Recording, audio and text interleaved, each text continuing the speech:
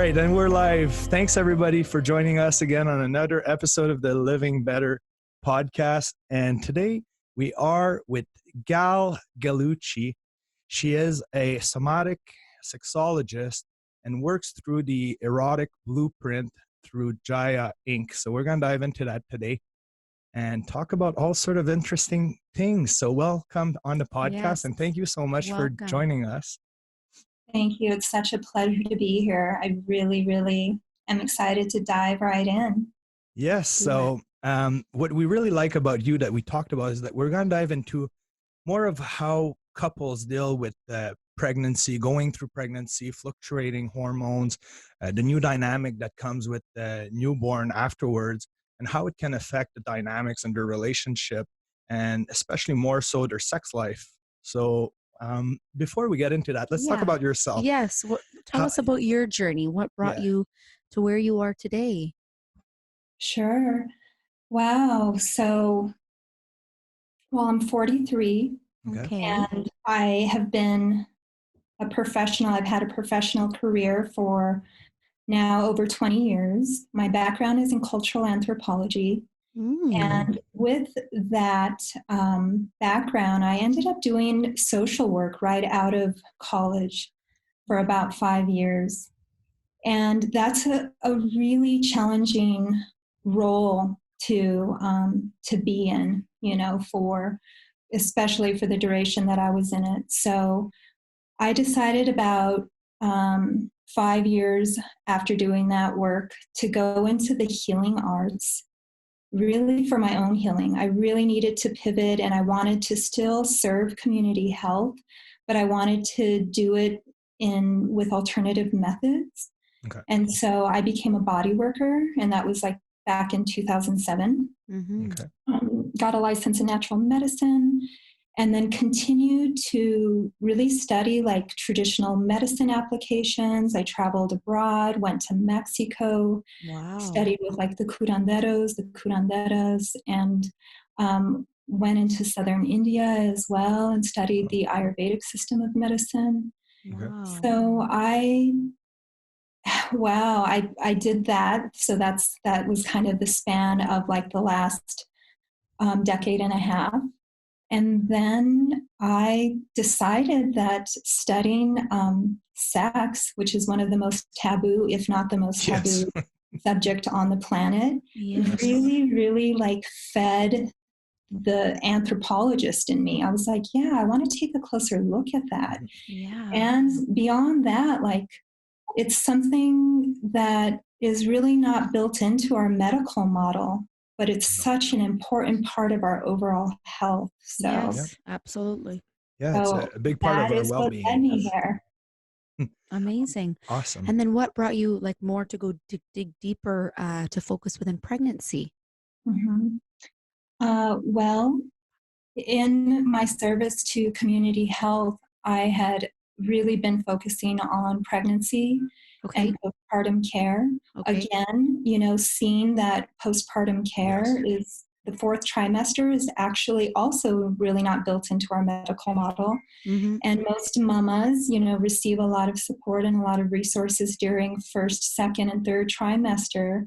And once baby arrives, it's like, usually it's like, well, good luck. You've had your 6 checkup, and like, good luck with that whole journey ahead of you. And so again, just really assessing the need to resource and educate mamas and couples felt really, really valuable and really important to me. Well, that's amazing. Thank you for doing what you do. That's wonderful. I can't even imagine how many people you've helped. So that's amazing.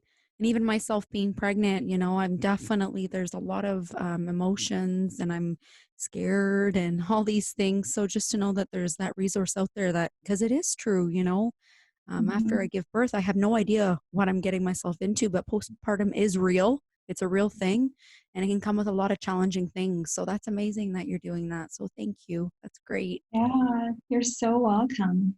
Yeah. So and there's more development in that area. There's more specialists and more emphasis on that area of care. And so as well as sexual health, right? So Yeah. all of it's really refreshing to see the changes that are happening and the pioneers in both areas of medicine. So to backtrack a bit to your traveling and sex being taboo, let's talk about that a bit, because that's something we became aware of a lot, that everybody enjoys sex, or at least if they don't enjoy it, they might have some underlying issues or something traumatic that happens to them, but everybody's likes it and in general. But when it comes to talking about it, people have a hard time expressing their desires, their needs, even just being open about sexuality. Like my upbringing, I was saying, as a child, my parents didn't talk about sex. And in school, we didn't have much sexuality courses. No. And then you become kind of suppressed sexually, where you're shy and you want to experiment things, but it's like, is it okay to masturbate or stuff like that? And you become really repressed, and it's hard to express that. And I find that it's something that pretty much everywhere it's like that. So could you kind of explain from your point of view, why is that? Sure. Well, I mean, I think that there's a couple different ways to answer that, but I mean, again, because sex is the most taboo subject in the world, there's not a whole lot of safe spaces in which people feel at liberty or permission to begin exploring these ideas. I mean, there's pockets and there's communities and movement that's developing on an international level, but I mean, how many of us have ever really received a proper sex education? You know, it's just taboo, it's off the table, it's been unspoken, we're not resourced. And, you know, Jaya actually has a theory that I don't know how much you know about the blueprints. I don't know if you've taken the quizzes, if you know what not yet. We basically just scratched the surface, so feel free to go ahead. Yes, wonderful. please. I also just sent you both an email with a link to take the erotic blueprint quiz. Yay. As well as the Braverman test, which is to determine your dominant neurotransmitter, which plays a really significant role in arousal and sex drive. Wow. And one other link. But so in terms of what I was going to say, Jaya, there's 5 erotic blueprints, right? So there's energetic, sensual, sexual, kink, and shapeshifter. And the shapeshifter is able to play in all of the realms pretty seamlessly, really effortlessly so. And there's a belief that we're sensate beings. We're all born really attuned to our environment, to touch. Our survival required both. And it's through actually the development and like cultural programming that we began to really narrow our responses to stimuli, you know, that really plays a significant role in like patterned sex, patterned masturbation, all of those things. And it really has so much to do with just like the restrictions and the lack of resources that we've been given about our bodies, how our bodies respond to stimulation, to pleasure. We're all here to change that conversation. No, but that's awesome. And that's why we're happy to have conversations like that on our podcast, because people have had the awareness of physical exercise, how good it is for you, right? More so lately, it's about mental health. So they catched up that mental health is as important as physical health. But we're not there yet in terms of sex health and sexuality. It is something that feels good. It is something that we seek and want more of. And it's beneficial to our well-being. Yet it's pretty much like mental health was a few years back too. We're not there yet in terms of like talking about it openly and like, and not feeling uncomfortable. Yeah, because people before they had mental illnesses and they couldn't talk about it because they're like, I'll be labeled as this crazy person. Now it's like, if you talk about sex, you're going to be labeled as a whore or like somebody who's too naughty or a nympho, or it's like you have all those labels that you're like, okay, maybe I'm not safe talking about this to that person. So it's kind of hard to express yourself when you don't have this openness in your society, you know? Mm-hmm. So yeah, true. we're really happy to have you on the podcast to debunk all of that and talk a bit more and make people feel that it's okay to talk about stuff like that. So throughout your journey and traveling the world, what have you learned personally that have maybe changed your views or the way you taught about sex or sexuality in general? From going, Sure. Well, I think traveling, and I did a little bit of research on the both of you as well, and you Thanks. also are real like travel bugs. Yeah, we love it. That's so awesome. I think traveling is like it's the true humanities course, Yeah. and it's so beautiful. Mm-hmm. I think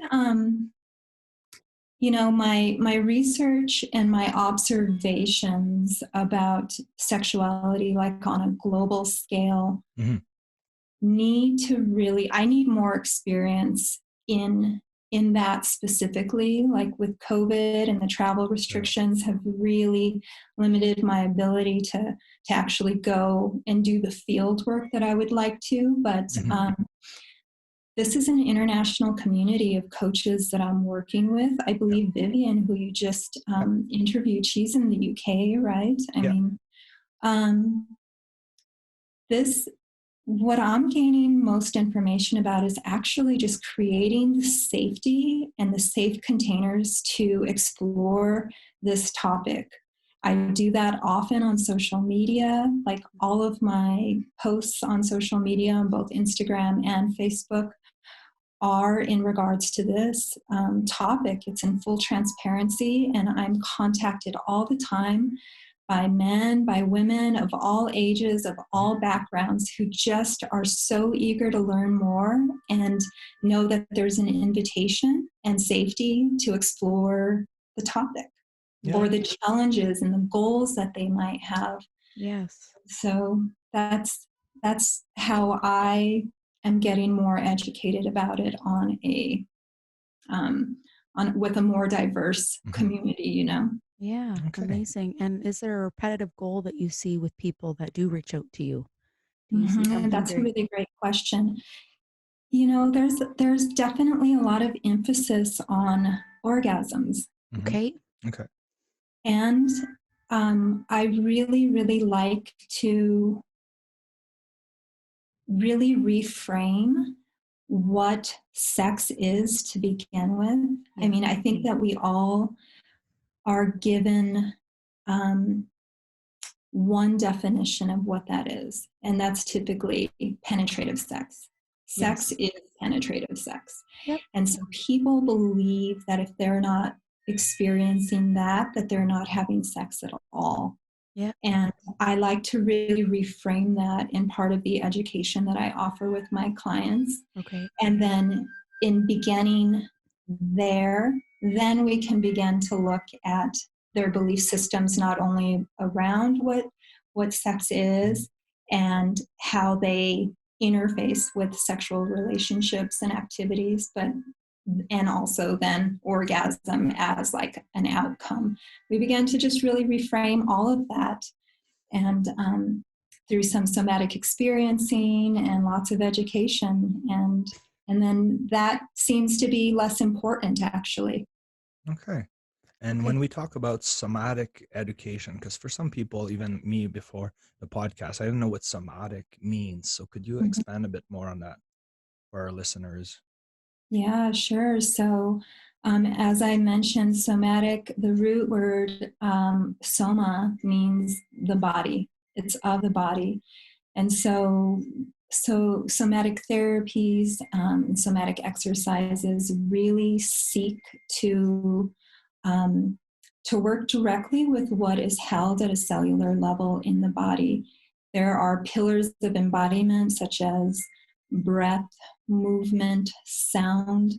These are focus of awareness. These are all ways of really accessing information that's held at a subconscious level.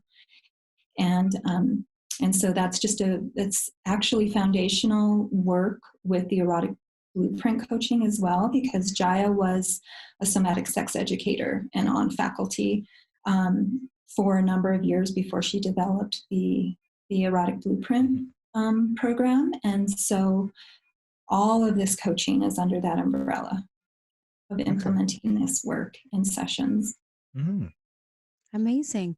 When you talked about before orgasm, so that's the main, thing that you are asked about by a lot of people. Is it about, like have some people not even be able to ever have an orgasm in their life? And do you even dig deeper within as to why? Is there something, that they've been through as a child, something mentally, negative thoughts? Are they very insecure within themselves? They can't really let loose. Like, do you dig deep into all those aspects? And is there a common see that you see with that also when you link it orgasm, Mm-hmm. Yeah, absolutely. I mean, one of the main themes with like the inability to orgasm, for instance, would be the ability to trust and letting go of control. Yeah.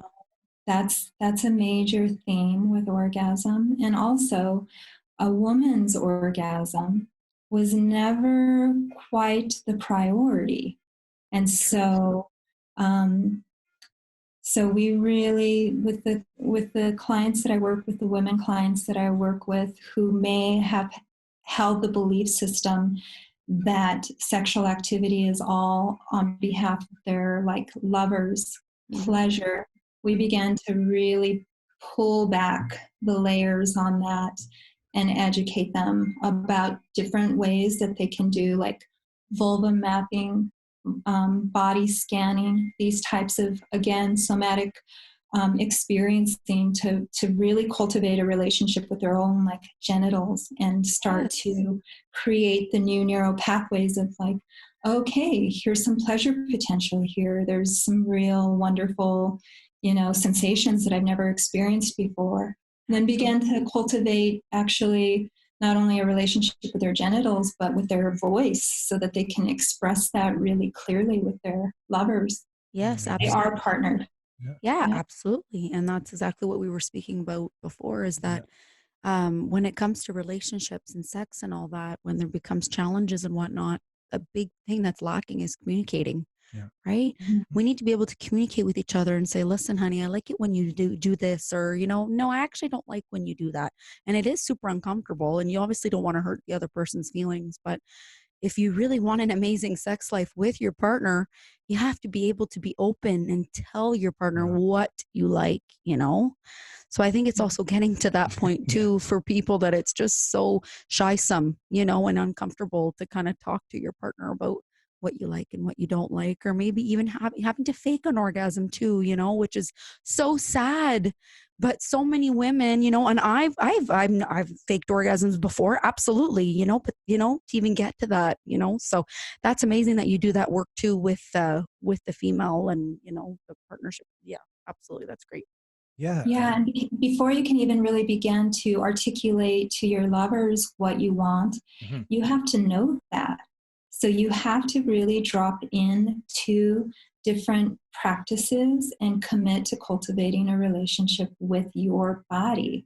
And having an orgasm as the outcome can actually really hinder the process of, again, creating those neural pathways and getting really embodied and in touch with how your body is responding to stimulation and pleasure. So I want to say a little bit more about that. And of course, feel free to talk about anything you want. Seriously. In my sexological bodywork training, the very first modality that our cohort was assigned was 30 days of what is called orgasmic yoga practice. And this was developed by the founder of Sexological Bodywork. He's out of Oakland, California, Joseph Kramer. And this was a 30-day practice of 30 minutes a day of self-pleasure. And so every single day there was a different exercise. Some days there was no genital touch at all. Wow. I'd be good at that. Yeah, right. How do you do that? That would be amazing. But I can't believe it can be done. That's unbelievable. Yeah. And just maybe spending specific time with perhaps like making a connection with your placement of your hand on the heart and another hand on the genitals, and making a heart genital connection, feeling the energetics of that, playing with different touch, different, like, how does scratch feel as opposed to massage, like contouring touch on the arm, or hovering touch, or, bringing different textures and taking time to create different ambiance in the room, playing with all of the senses in the limbic system, like maybe essential oils is something that can, all of these methods are about down regulating the nervous system, dropping into parasympathetic and getting really relaxed and present so that you can open up to the stimulation that's occurring. Yeah, and I think you're so right, because we live in a society that's so fast-paced, go, go, go, go, go. We're always constantly stimulating ourselves with phones and blings and notifications and stuff, that when you slow down, you don't know what to do. And I got into meditation, and I got Jody to be into it. And 10 minutes of just doing nothing, she couldn't do it. She was like, well, what do I do next? Like, she had a hard time slowing down. And I'm like, see, like, we are so constantly stimulated that exactly an exercise like that will bring you back to the parasympathetic nervous system. You're going to go and tap her into places and sensations and feelings you've never been even exploring. Yeah, it's true. As I mentioned in the 5 pillars of embodiment, focus and awareness being on that list, it's super, super crucial that we commit to focused awareness in what's happening in our bodies. And you've done that 30-day exercise? Oh, You've done it?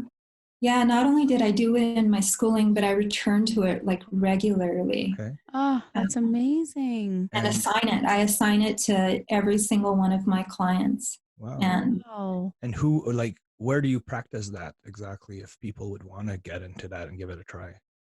I mean, well, right now with the current situation, like 80% of my work is remote and online. And some of my work is in person, but I genuinely thought that there was no way that I was going to be able to do this most intimate work during this time. And interestingly enough, with so many couples that are now under the same roof and spending more time together than ever, I have never been busier, actually. Wow. So I work with couples and I work with singles. It does not matter. I really, really love to focus on, like, the sovereignty of our sexuality, really, again, cultivating a really deep relationship with ourselves so that we can then talk about, like, oh, this is what I discovered in my practice this morning. I really like being touched like this. Can we play with that today? Yes, exactly. Yeah, awesome. I love that. And you're saying that you've never been busier. Why do you think that people spending more time together actually maybe creates more issues, or maybe it's something they've never done before, so they don't know how to compose with sharing that much intimate space on a regular basis? What would you say you've seen from people you've worked with, the reason why? Sure. I mean, this situation has just created increased stress in our lives, financially, and again, it really just shifts the dynamic. Couples who were used to, like, being passing ships in the night, perhaps because of their work schedules, suddenly are under the same roof together 24 hours a day, oftentimes with, in a family structure with children, and now they're working and homeschooling their children at the same time. I mean, and now I can't imagine a more important time to really resource yourself with how to decrease stress and really connect and have lots of incredible, like, sex, up-level your intimate life with your partner. And if you're not partnered, that's a whole other conversation about how you can cultivate a relationship with yourself. And what would you say would be your tips to do that for couples that are really close and like they have children, they have to work from home, they have to homeschool them. How do they create that space to be playful, to the time to explore their sexuality? Like, how do you help clients create that? What are your tips or tricks in regards to making space for sex and exploring and having fun through these hard times? Yeah. Yeah, well, I mean, the very, very first tip is you've got to make time. I have couples like get out their schedule, and for an entire month, I'm like, okay, where can we put this in? Like, you literally need to schedule it in, even though that may not sound sexy. It does not matter. Every single day you treat it like you would every other commitment that you have on your to-do list. Make that part of your to-do list. Be intentional and be committed to having some downtime and really connecting with your partner. I would say also, like, leave the screens outside of the bedroom for at least 30 minutes before like bedtime or before getting sexy. Like remove distractions, maintain the commitment, and be intentional about it. Those are some of the things that I would say about that. And for people with children, I guess, try to get them a babysit or like send them to the grandparents or create that space, even if it's a afternoon or a few hours. I guess that's always better than nothing. A resource that's available to couples, I absolutely will encourage that as well. Okay. So now let's talk more about pregnancy. She's excited about that. And it's interesting. Yeah. It is super interesting. Obviously, being pregnant and your body's changing and the hormones that come with it and all that, right? It's so different than when I wasn't pregnant. When it comes to sex, like, is there something common that you see with women that are either, in their pregnancy journey or postpartum after giving birth? Maybe is it, I don't know, because I haven't had my child yet, but is there something common that you see with women that they really suffer with during their pregnancy when it comes to sex or after the baby is born? Well, I think I wouldn't even use the word suffer. I find that there's a majority of women that I work with that I know, myself included, I'm a mother. Yay. So there's a lot of women who actually really, really feel sexier than ever when they're pregnant. They're really loving the vivacious curves in their bodies. The increase of blood flow certainly can enhance orgasms and blood flow in the erogenous zones, right? And then the release of the bonding hormone, oxytocin, is probably one of the most significant reasons why I recommend lots of pleasure and lots of sex during pregnancy. Are you familiar with oxytocin? Yeah, well, it's what's released after an orgasm, right? That makes you feel really good. That makes you feel relaxed. It's a feel-good hormone. So I guess that's beneficial for you and the baby because the baby benefits from your hormones. So if you lower your stress and you have more feel-good hormones, the babies most likely will feel better or maybe grow better. I don't know how that affects development. I'm not a doctor, but So I'm familiar with it. And she is too. And oxytocin, I mean, it's a hormone that's released in your bloodstream even after embracing for 20 seconds, like with your hearts pressed against one another. A 7-second kiss, an orgasm. The body actually releases the highest quantity of oxytocin at the time that the baby is crowning and entering Earthside, entering the world. The mother's bloodstream is flooded with this bonding hormone. And then each time, if you choose to breastfeed during letdown, oxytocin is released again, just really ensuring that bond between mother and child. And so I don't know if I got off subject there. Oxytocin is just a major. So basically you recommend to your clients to have more sex when you're pregnant because it's actually really good for this hormone, which is, yeah, that's amazing. Sure. I mean, I recommend lots and lots of sex, but I really want to know that the woman feels empowered and that that's something that she particularly really wants. Mm-hmm. You know, and if mom is feeling really good in her body and she is desiring sex, again, I would determine what her definition of sex is, what the couple's definition of sex is. Mm-hmm. I would encourage expanding your repertoire of sexual activity so that it's far beyond just penetrative sex. Oh. Encourage very specific positions that are really comfortable for mom. Which one? Yeah. let's dive into it. Yeah. So there's a few that come to mind, like rear entry, like doggy style, can be really, really great. There's like, you know, of course, like no pressure on the stomach or the abdomen, like, which is like missionary style would be something that I would actually discourage, especially in third trimester. Yeah. And you could get a prop called like a liberator wedge, which actually supports like the weight of the belly if you're in doggy style. So that's one. Sitting at the edge of your bed, like with some pillows propped around you in seated position and receiving oral sex could be really amazing. That's something else I suggest. Sideline, you know, mama, I'm sure that's probably how you're primarily sleeping at this time, right?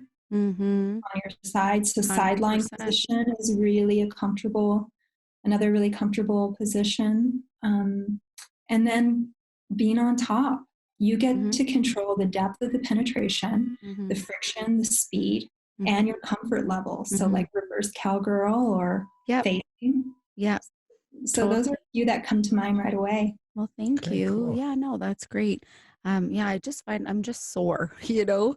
So that's just one thing I found that makes it much different about my body compared to when I had so much more energy before, you know, like, woo, I'm just sore now and everything hurts and I'm just kind of, but overall it's a great, amazing journey so far. And, yeah. Yeah, I would say how do you deal with postpartum? And maybe we can dive into what postpartum is, because those terms for somebody like me, for guys, are like, we talk less about that between one another, you know, and girls are more aware because they share all these experiences through pregnancy and talking to other pregnant women or women that had kids. So let's maybe talk about that a bit. Can you give us a bit more what it is and how you help couples when the wife's going or the girlfriend's going through postpartum? Yeah, absolutely. And thank you for the question. You know, postpartum, it would be defined maybe more like commonly in like the medical model as, you know, the fourth trimester being about 6 weeks post-delivery. That's typically when you have your like first health checkup and are given like the green light to become sexually active again. Medically, it can be during that time period where you're given permission. Does it mean that the mom is ready and that she feels like she's healed well enough and comfortable enough? That's going to depend on the mom. Yeah. It's going to depend on the birth. And, you know, there's so many hormonal shifts and changes during that time and a completely different dynamic in the relationship, in the couple, and in the home, right? Totally. So it's a time period that it's really super important for mom, especially at this time, to rejuvenate, to rest, and to really acclimate to a completely different schedule. You know, now there's a whole new life in addition to her own and body that she's taking care of, right? But the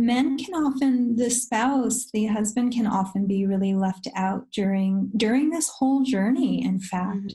And so I think it's really, really important, although my focus, of course, is on mom and on the woman, it's just as important to me to like ensure that she has the support, the integrity of the bond and connection with her husband or partner is really solidified, because that overall is going to contribute to your mental health, your emotional health, your physiological health.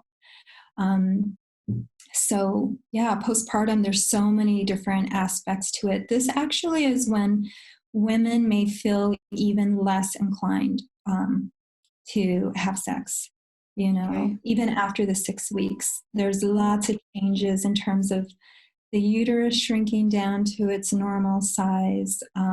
Your breasts are filled with milk, typically, if you are breastfeeding. There's still so many physiological, chemical, hormonal changes that are still occurring. So I just monitor closely kind of what's happening with my clients to determine how I advise them and how I support them, Okay. That's amazing. And in terms of couples, what do you see that most often steers them away in their sexuality? Because usually, like we were talking about, people, they get together, they're really passionate, they have the honeymoon phase, and then somehow life gets busy and they start having issues, or they start having sexual issues or less desire. So in your practice, what do you see happens the most, and how do you correct that? Yeah. What comes to mind for me is communication. Yeah.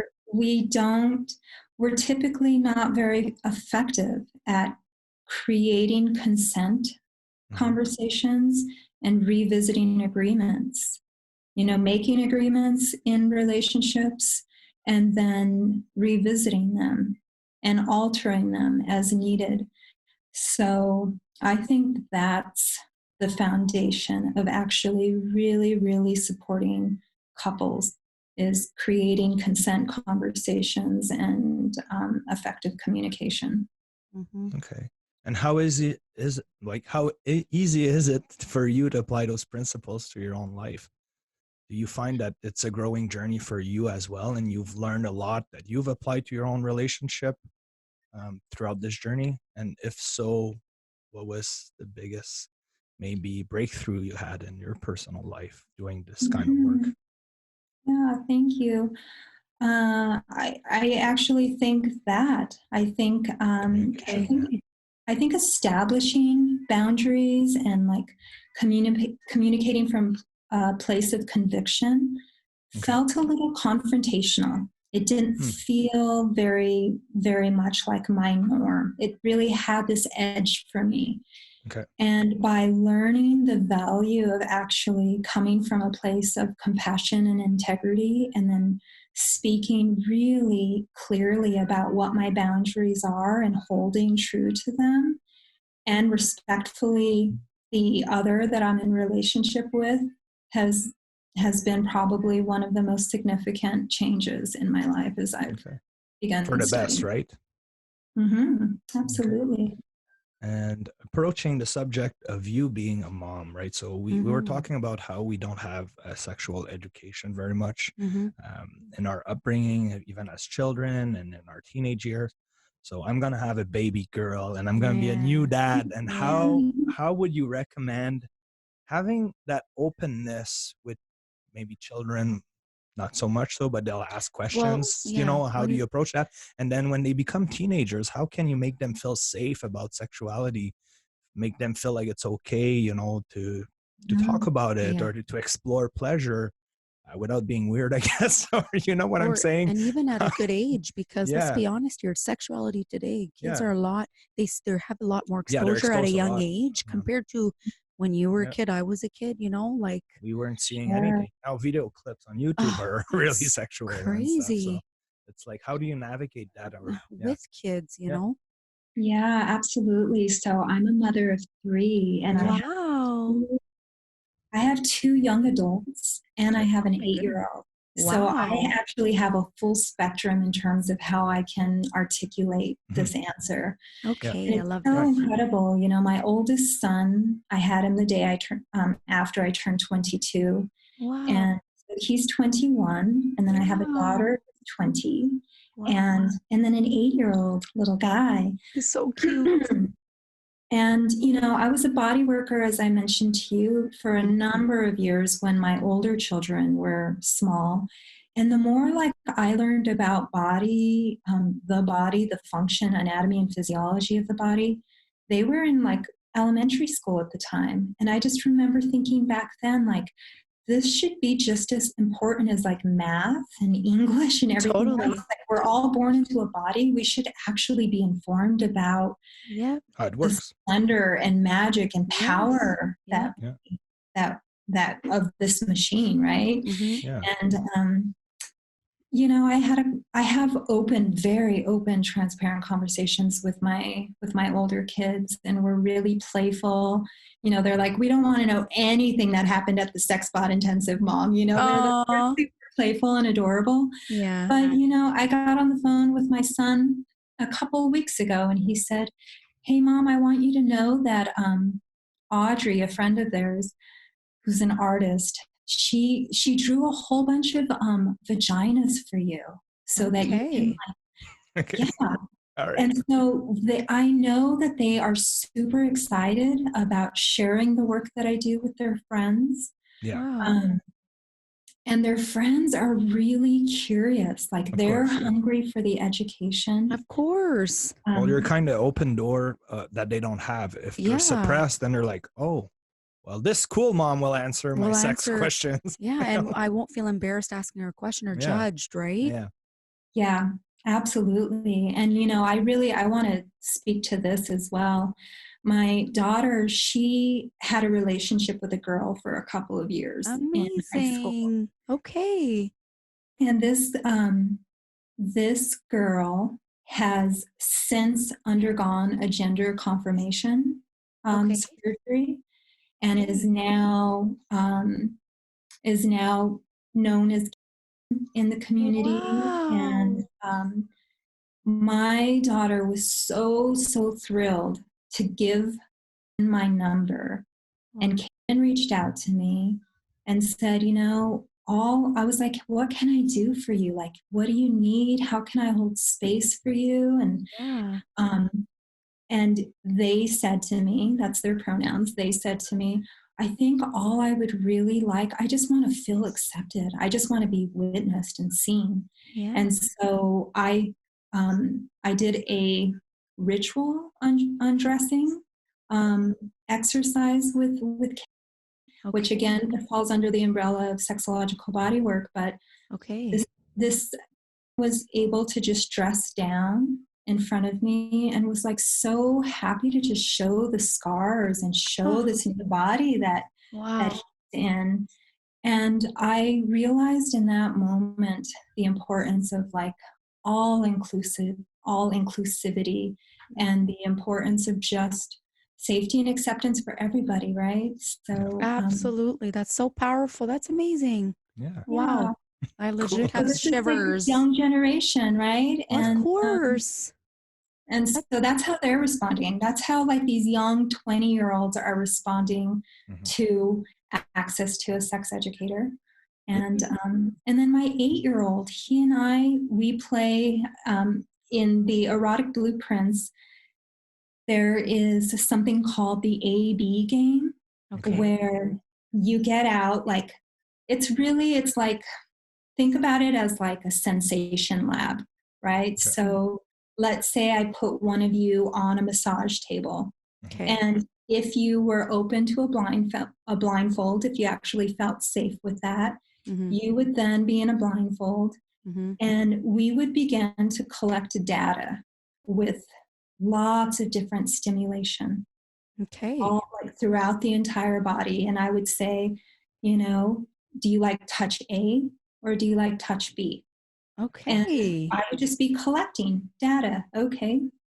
You like touch, you like this kind of touch on your arm, and maybe on your thigh, you like this kind of touch. I'm just really collecting the data. My 8-year-old and I play that game regularly. Amazing.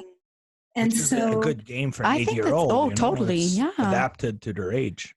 And also, he's at an 8-year-old. He's starting to realize Then what he'll be he like, this likes. tickles or this Yeah, is, like, and he's you know. becoming more aware of his senses and what he likes, and that's pretty amazing. Very cool. Yeah, and introducing consent conversation. Very true. as well. Absolutely. So nothing about this A/B game was, certainly with like a child is sexual in nature at all. This is about No. sensation. It's Yes. just collecting that kind of information. Absolutely. But consent, teaching him consent has actually been really remarkable because, as a mama, I would kind of demand a kiss from him in the morning before going to school. Yeah. He didn't want to kiss mommy. He wanted to go off and play. And when I began really learning about the importance of this, I started to say to him, all right, so you don't want mommy to kiss you before you run off, to play for the day and go to school. But what can we do? What would you like? Like, what could we agree on that would feel like respectful of what you want and also like let me be affectionate with you? Yeah. And so he allowed me to like give him a tight squeeze and hold on for 3 seconds. Okay. And that was just this, suddenly he realized he had the power to tell me what he wanted and not offend me at all. Like it wasn't an issue any longer between us. So anyways, that's what I would say about, there's just so many things that you could bring in terms of how you're communicating with your children, but don't dumb anything down, be transparent and teach them how to be embodied and empowered about themselves and their bodies and the choices that they're making. Okay. Absolutely. So you were always really totally open with them. They ask you questions. How do you make a baby? Well, the penis goes on the vagina and then it makes a baby. And like you were always straightforward, answer their questions. Honestly, I mean, maybe adapted to their age, obviously, but try to, be as transparent, like you said, as possible. Yeah. To encourage safety, so they talk with you about this stuff. Sure. And never, ever have I shamed like them for, like my littlest guy, he went through a stage where we would find him like rubbing up and grinding on corners of furniture, like yeah, of course, all the time. Because it felt good, probably. No, but isn't it common for little boys to do that? Like that. I've heard of this before. Yeah. Super common. Yes. And never once did I shame him. And I imagine all the little bodies that have been shamed and then told no. Don't do that. That's so true. And so then that puts you on this trajectory of when you begin to masturbate that you're being really silent and you're being really contracted and you're not being not relaxed. Right? You hide and you're all like, well. So you're very open with your children about masturbation also. Like when they, at a young age, when they're starting to do that, you had that conversation with them as well? Yeah, I understand that feels really, really good. And I think that you deserve some privacy and so does mommy. So if, instead of me coming around the corner in the living room and you're like, and you're on there. Yes. Like, all in the living room. Totally. No, but it's true. Masturbating everywhere. Go to your crib and masturbate. No, but I love that, Matt. That's amazing that she has that openness with her kids because I'm sure parents don't know how. Yeah. Because like we talked about, sex is so taboo. But it's good that it's good that, and as parents, as we're going to be parents, we should be able to have that open communication with her. When your daughter got in a relationship with a girl, was she shy about it or she straightforward came to you because you had that openness? Yes, there was no shame. It's like, hey, mommy, this is my new girlfriend. Oh, hi, how are you? Come on in. And, was it that smooth or there was some awkwardness maybe on her part because of society or I don't know? No, I mean, I think that my kids, they see me, they know me, they trust me, and they trust that what matters to me is that you're a good person. I could care less about anything else. And so she knew that was a safe place that she could explore. And so it was that smooth. Yes. Okay. Awesome. Amazing. Well, that's great. That is great. There should be more mom like you. Yes, and absolutely. More people should have that openness. And Well, LGBTQ, like that community, there's such a significant, such a high level of suicide. And it's really because so much of it is because there's a lack of safety and acceptance. And I want nothing to do with those statistics. I want to actually resource and be an advocate and supportive of that community and reducing those rates, especially with like adolescents, So that's part of the work that I'm doing in this field. It's funny we talk about this because I do some substitute teaching, and that's something that, like, there's a lot of awareness about LGBTQ community, and in the schools I've worked with, they have posters like two women holding hands and saying it's okay and stuff like that, but there's actually no posters about being heterosexual. So like me growing up as a child and being exposed to posters of gay guys and like lesbians, it could confuse me if I don't have conversation with my surroundings that it's okay that I like women, for instance, that I'm heterosexual. So I think that the education that's ongoing right now disregard the fact that everything's okay. They put so much focus on one thing that they forget that other things are okay as well.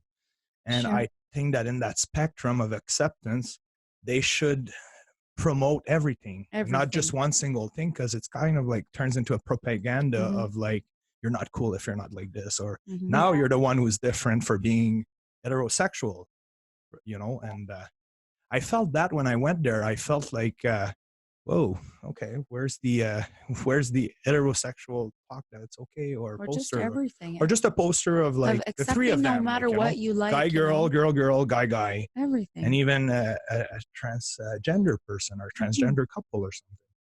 So yeah, that's something I've noticed, and I was like, okay, different times. Yeah. Thanks for speaking of that. I think what's most important is that everybody has access to a proper sex education, a holistic view of their bodies and their relationship to themselves and others. I just think it's crucial. It's really important that this whole world get this information. It's long overdue, Yeah, no, it is. We're catching up. Like I said, it was physical exercise, mental health, different genders, races, visible minorities and stuff. And now sexuality hopefully will catch up, and those talks will be more and more open in schools, and kids will feel safer about, the whole sex aspect, and talking about even genitals and the pleasure they had or the experiences they tried or whatever.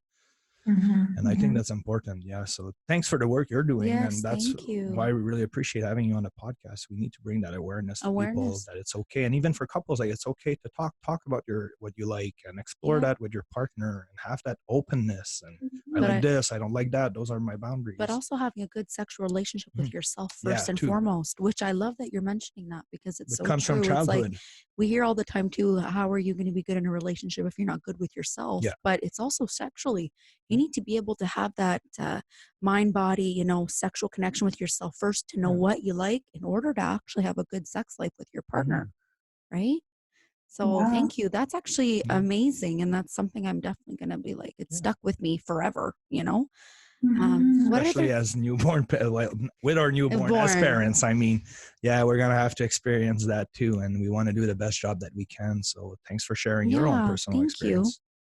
Is there any tips or for our viewers that maybe have a hard time having that mind sexual connection with their own selves, that you can help, us, that like people that struggle having that sexual connection with themselves first? Yeah, I mean, as I mentioned earlier, there's one view about one view or definition of what sex is, and that's typically penetrative, right? And so expanding that view. There's also a myth that in order to really access like sexual energy, that you have to be partnered. And that's just such bullshit. You have access all the time. You're living in a body that is full of potential, pleasure potential, and the ability to respond to stimulation. And so, again, just getting really intentional with like, okay, regardless of whether I'm partnered or not, I'm really going to commit to cultivating a relationship with myself. And what might that look like? Again, it can be the orgasmic yoga practices. It can, you know, and within that, like limiting your desire for an orgasmic outcome. Like, sure, like if you're so focused on on having an orgasm, you're losing like the journey of the exploration, right? So True. So getting really intentional, getting really committed, and realizing that that's just an absolute myth, that you do not need to be partnered. You know, start playing with lots of different things, yourself first and foremost, and then include some different, different toys and different things. Awesome.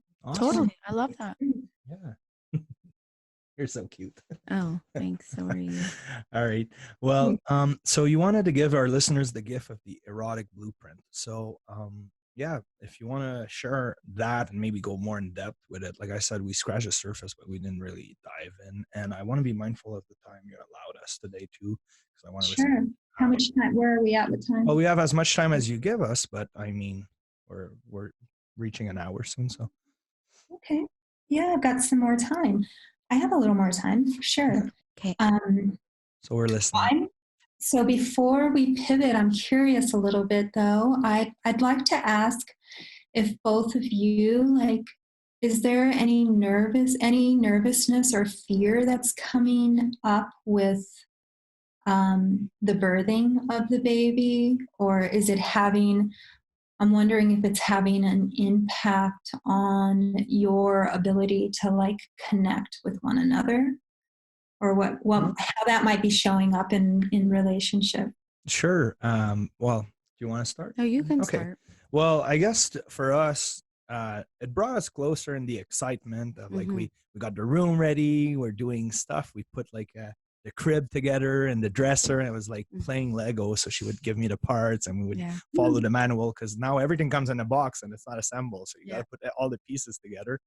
So we did that together. It's definitely exciting, but it comes with the fear too of like lack of sleep. Now we're going to have a third person here all the time, like 24/7. So it's like, how are we going to navigate our relationship, create space and intimacy, and still not forget about each other's needs? And because we've never been in that situation. So it's hard to say, oh yeah, I'll be good at it. I don't know. So I guess the uncertainty of what's going to happen and how we're going to deal about it in the best possible way for our couple and for our baby girl. So that would be my thing. What about you? Yeah, no, as of for me, I'm very much of a people pleaser, and that's something that's brought a lot of challenges, struggles with my life, because I'm constantly always about everybody else but myself. So I guess one thing that I'm worried about is,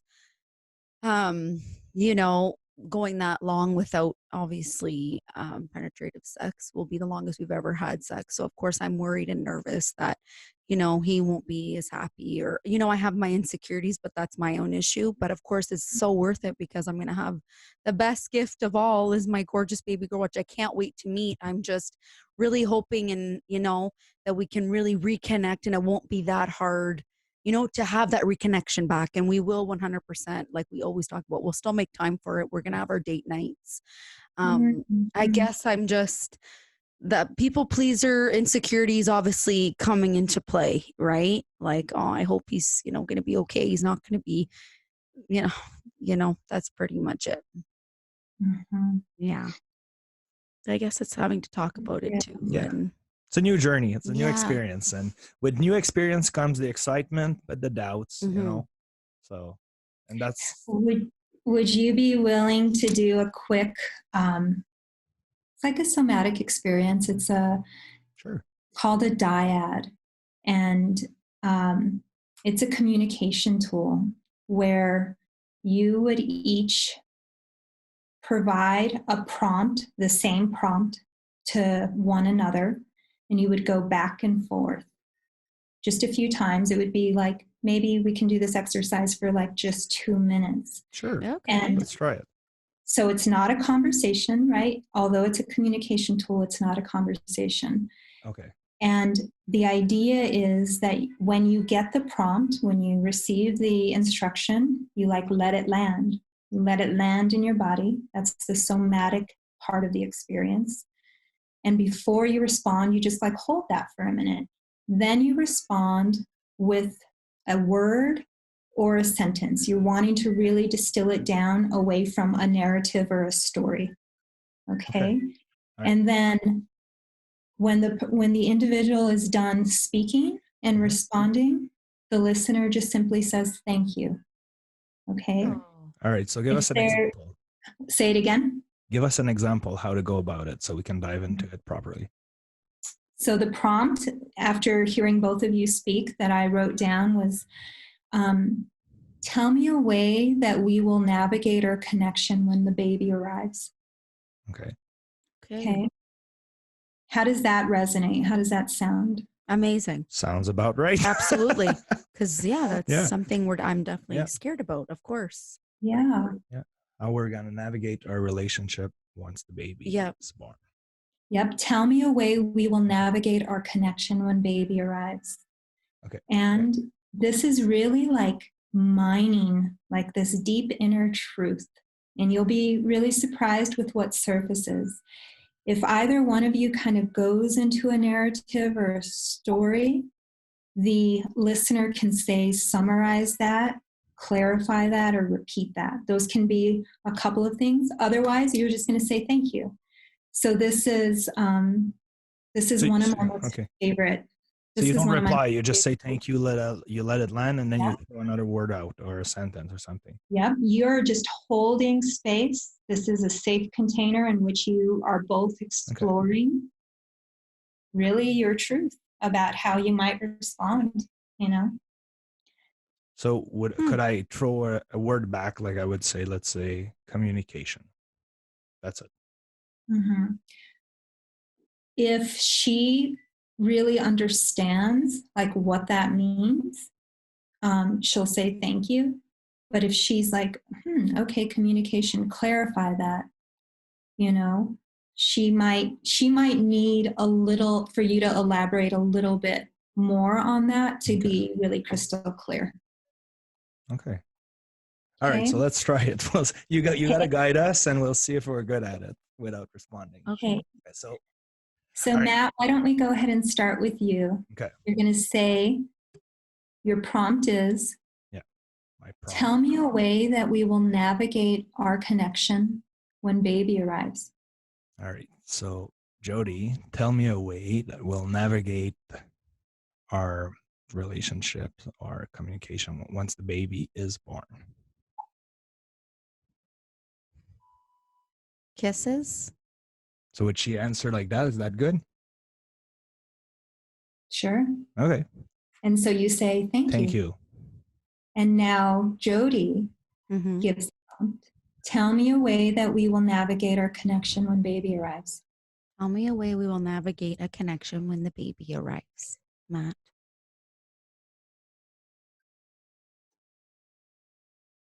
Eye contact.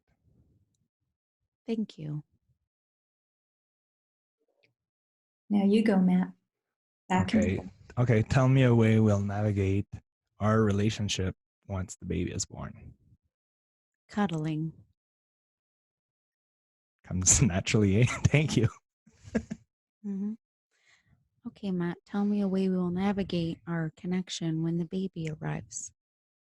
Creating space. And what do you mean? In what way? Creating intimate space. Okay. Thank you. I think it's your turn. Yeah. So tell me a way we'll navigate our communication, our relationship once the baby is born. Positive reinforcement. Thank you. Are we doing good? Do you understand positive reinforcement? Is that clear for you? Or? Yeah. Okay. Yeah. What do you think I meant by that? well, by reinforcing positively what you're doing good, or what's going well within a relationship. Yes, exactly. Or how we're doing. No, we're doing great, or whatever. Positive reinforcement to reassure you that we're on the right path. We're on the right track. Thank you. I don't know. Is it my turn? Yeah. Did I ask? Yeah, I think so. Yeah. Okay. Okay, Matt, tell me a way we are going to navigate our connection when the baby arrives. Date night. Thank you. We'll have to wait a little bit for that, but yes, yeah, of course. Not in the beginning, of course. Of course. Thank you. Jody, tell me a way we'll navigate our communication relationship once the baby's born. Touching. Yeah. Thank you. And do you expand more on the exercise, or you keep going back and forth like this? So you can keep going back and forth, but that's to give you just a really general idea. Okay. It becomes so, this prompt could be it could be anything, right? Yeah. So it can be like, tell me something you feel really nervous about when, about the labor and delivery. Okay. Tell me some, anything that you really feel can bring more clarity in the relationship. Okay. This is just such a masterful tool. Yeah. Right? And it so really is. You have all of, like, I do this with everybody all the time now. Even like my little boy, I'll say, tell me something you're going to miss about mommy when you go spend time with daddy. I'm going to miss, jumping on the trampoline with you. Aww. And then I start to like, okay, this is what's important to him. Yes. And then I just keep those as like the little golden nuggets. And so, I'll send your responses in an email just so that you can have these back and forth, like, okay, this is what is important to us, like kisses and cuddling and positive reinforcement and eye contact. And then you have some framework with just this specific prompt that you can bring in to postpartum period. Of course, and to also to help really reconnect. And when it's a go ahead to be able to have sexual intercourse again, hopefully it'll be amazing, right? Because you have that communication already. And no, that was really amazing. Actually, that was really good. It's a way to still stay connected without much words. Without going into deep conversations. It's simple, So I like that. No, thank That's a good you. one. Thanks. Yes, thank you. That was really amazing. This comes from Accelerated Evolution Academy. So just about every erotic blueprint coach is now certifying in this. It's like a dual certification that is being created with Jaya Inc. now. And so this is one of the coaching tools that I use. Nice. Every client that I work with. I love it. No, it's awesome, actually really amazing. So for guys, which it's probably their first time like me getting into that experience, how can we support postpartum women to the best that we can? What's the best way to support a woman in the fourth trimester? Because I'm totally clueless about what I'm doing.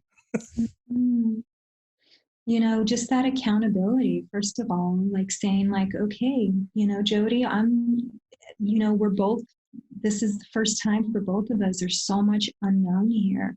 This is what's coming up for me. This is what I'm feeling nervous about. How can I best support you? What do you think, and maybe checking in on a daily, maybe even perhaps, how can I best support you today? What do you need? Would be questions that I would suggest you ask, just so that you're really attuned to her and the changes that she's experiencing, because that answer could be different even throughout the day. No, you're right. It changes, Oh.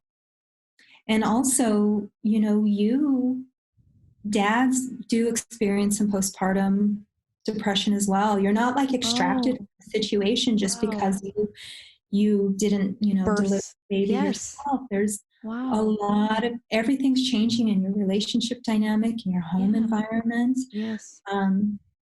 Just staying as deeply attuned and connected and compassionate towards one another is going to be like the silver lining in the experience, you know? Yeah. Yeah. And, I would say skin to skin contact. Don't feel like baby always needs to be like out of the room or sleeping or, anything like that. That baby needs to be removed from the equation. I Okay. would suggest that all of you get naked with the baby That's what and I was all of you have just about to session. say. Okay, amazing. I was actually just about like, can we do this? Like, that'd probably be amazing for all of us to have that amazing bond all together, you know? Yeah, because the baby Yeah. like really is not really aware of all those those notions or anything like in terms of maybe having sex with the baby beside or something doesn't really matter, right? So you can still watch him or her or whatever until he's old enough, right, to be removed from the equation. Yeah. Yeah. I I don't mean, the pheromones, like that's going to give you all the opportunity to enjoy each other's like pheromones and the chemical, like bathe in a chemical bath with each other. know. Okay. And skin to skin contact. Even I loved bathing, like bathing with my baby or bathing with Thomas and the baby, like just skin to skin contact as much as you can enhance that kind of connection. Yeah. I Thank would you. I will suggest definitely that. do that. And how about, you know, vice versa? Is there anything that you can maybe give tips on mommy to be to maybe hopefully try to be more attentive to hubby and not just the baby? Because obviously too a new baby's coming in. It's very normal, I'm sure, for mommy to be all about the baby, and you want to make sure it's okay. And if it's crying, what's wrong? You know what I mean? Especially first time mummies, we don't really know what we're doing. So what about just trying to make sure that daddy still has attention too? Yeah. You know, Matt, I really want to acknowledge you for all the like care and support, and it means so much to me. What can I do? Like, can I rub your hand while we're sitting here together? And or Okay. you want me to run my fingers through your scalp? Like, just get really creative about ways that you can connect and nurture each other Okay. without it. And it doesn't even need to be. It doesn't need to be complicated. It does not need to be. There's going to be times that maybe you plan at, date night and both of you are exhausted or you can't quite conjure up the energy to commit to it. Give yourself some space, be gentle with yourself.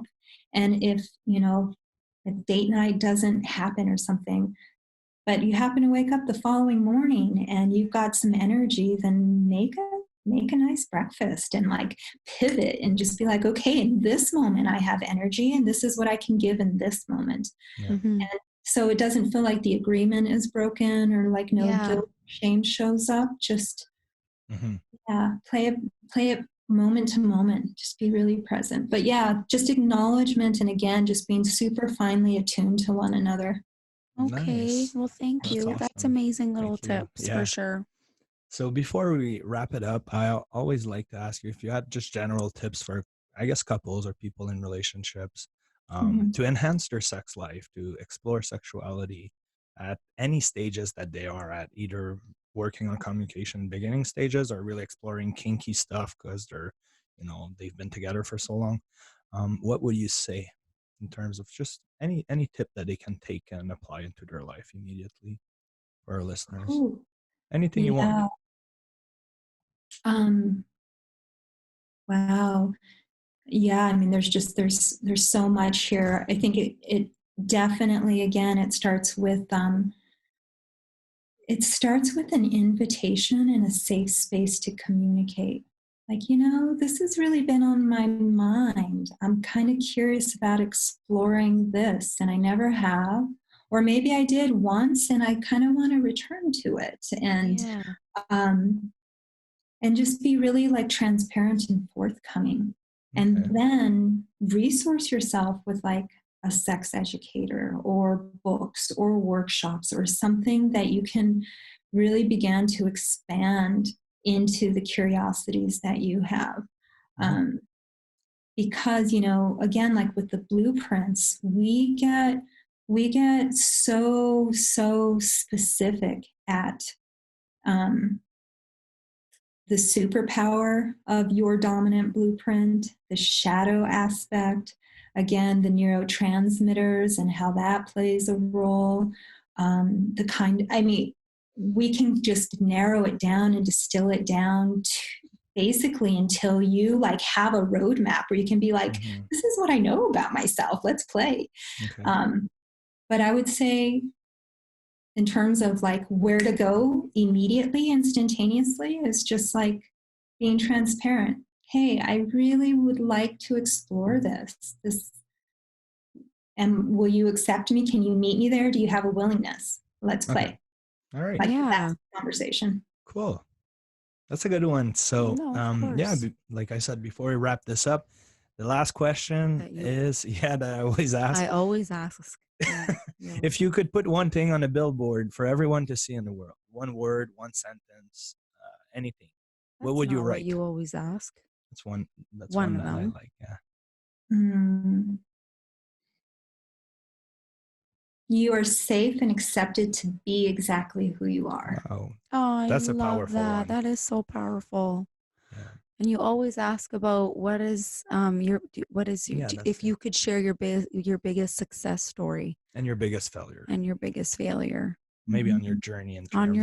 It could be personal with you, or somebody you were working with, a couple. Yeah. If you're comfortable sharing. Yes. Yeah, I mean, I think my biggest success story is how I'm showing up as a parent. How this is really impacting and influencing how I communicate with my children. I mean, I've always had very open, transparent communication with them, but it's been up-leveled on a level that their community is being impacted. And that's my big win. That's my big takeaway. Oh yeah. It seems like on that you really you nailed it right. Your children are very open and their friends are coming and you're helping them become adults and not feel any shame into being who they are or who they want to be. So awesome. And your biggest failure or something you learn or something that might have not worked out or because we always learn from failures. So I think it's important to talk about them. Yeah. Thankfully, I mean, I'm pretty new. I'd like to say, I think anything really under a year or two in a new field, it's like a kind of a honeymoon stage. So I don't feel like I've had the opportunity to fall on my face and fail with this particular coaching practice yet. I'm sure it will happen. I don't know. I've been kind of cracking up lately because I just bought a baby pug for my little boy. And I've been so busy with my schooling. I mean, I've undertaken huge bodies of work for the last year and a half. And I posted last week that I've been sleeping with a baby pug in a 3-ring binder.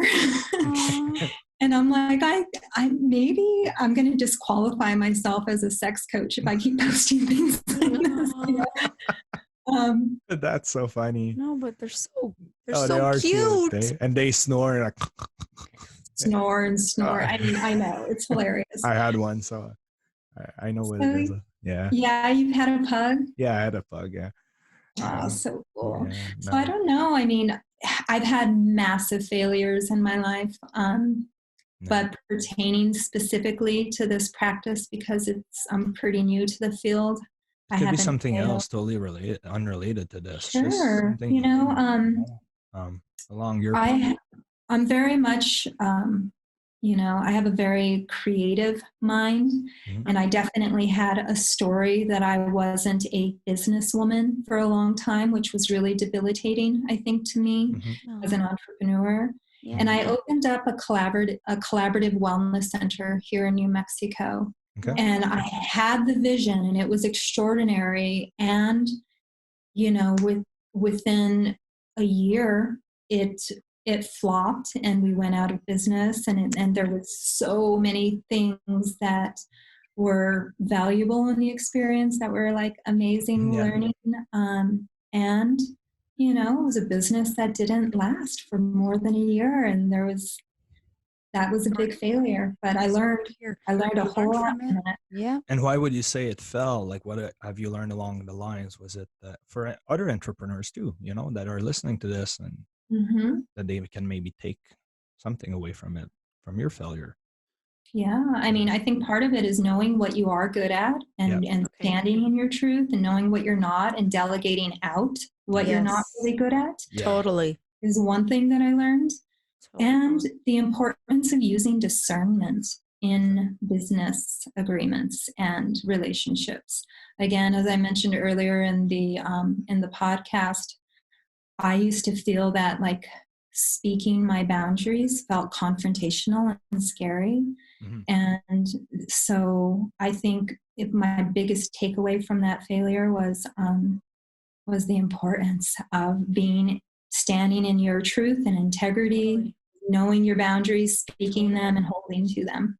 100%. Love it. Yeah. Awesome. Amazing. So for people who want to pursue maybe more work with you, or want to dive into maybe obviously deeper conversations than this, because we're scratching the surface, how can they reach you? And who are your main clients maybe, or who would seek your help? Sure. I mentioned that I work with singles, I work with couples. I have a lot of expecting mamas and couples that I've worked with for years, who revisit me now with this whole new set of, tools that I'm working with. But I also, as I mentioned, I'm standing on the front lines as an advocate with LGBTQ, and I'm all inclusive in my practice. And so I work with a really diverse community, and I want it to stay that way. That's what's important to me. I emailed you links that you're welcome to share with your listeners, for anyone who would be interested in doing some work with me, including like a Calendly link for like a complimentary consult to jump on the line with me. I saw that email. So that would be the best way for them. They use that link, they get a complimentary consult, and they see how you're a good fit for what they need. Yep. And I'm on social media. Yeah, I was just about to ask. I'd love your social media. So when we get off, you can tell me that so I can. I requested you as a friend last night, Jody. Oh my goodness, you did? I'm sorry. I don't even think that I accept, because when I don't know who people are, I don't accept. I'm sorry. Do you mind requesting again? I will. Okay. Thank you. Okay, perfect. She was like, who's this? It must be a robot or something. She looks pretty. I genuinely love working with couples and with postpartum care, though.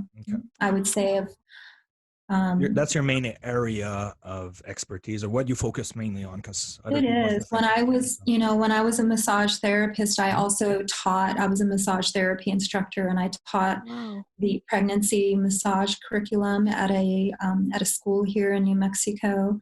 And I trained under the system of Ayurvedic medicine to be a postpartum doula. And amazing. I am just in service to mamas, mothering mothers. All right. Well, that's awesome. So Jody, anything that comes up, if you have questions, like, is this normal? Is like the most common question. Is this normal to feel this way? Is this normal? Please do not hesitate to reach out to me. I would love to support you. Oh my God. And I will. Absolutely. Thank you so much. I really appreciate that. Yeah. So thank you very much for being on the podcast. This was a really interesting conversation, and something we've never talked about. So quite frankly, it's great to expand and touch different spheres of different subjects. So really appreciate your time. And we're our listeners, if they want to check you out and follow your work or dive into it, and the mamas out there that I know that I need will. some support, Absolutely.